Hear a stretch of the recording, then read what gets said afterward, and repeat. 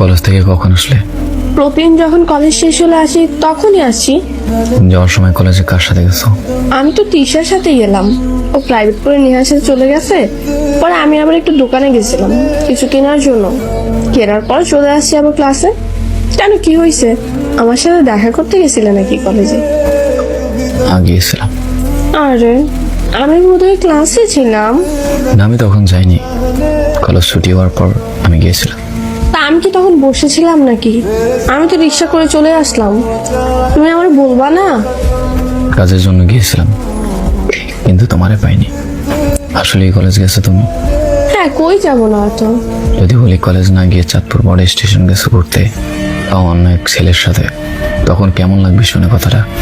বুঝছো, আন্দাজে কথা কেন বলো? তুমি দেখছো নাকি?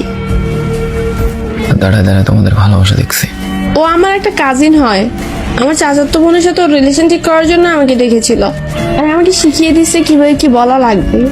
প্লিজ মিথ্যা বলো না, আমি সব দেখছি দাঁড়ায় দাঁড়ায়। আমি যে সেখানে গেছি, কে বলছে তোমাকে? ঈশা। কেমন আছেন ভাইয়া? হ্যাঁ, আলহামদুলিল্লাহ। আপনাদের ব্রেকআপের পর তো আমাকে ভুলেই গেছেন। কিসের ব্রেকআপ? আপনারা রেখার? কি আলতু ফালতু কথা বলো? আমি আসলাম তোমার কাছে অন্য ব্যাপারে জিজ্ঞেস করতে, ও কলেজে গেছে নাকি গেছে না তুমি বলতেছো অন্য কথাবার্তা। কি জানি ভাইয়া, আমাকে তো বললো আপনি নাকি ওর সাথে ব্রেকআপ করে দিয়েছেন। কি বলো না বলো? যা সত্যি তাই তো বলতেছি, সেজন্যই তো দেখলাম আজকে প্রাইভেট শেষ করে নতুন বয়ফ্রেন্ডের সঙ্গে ঘুরতে যাচ্ছে চাঁদপুর বড় স্টেশন।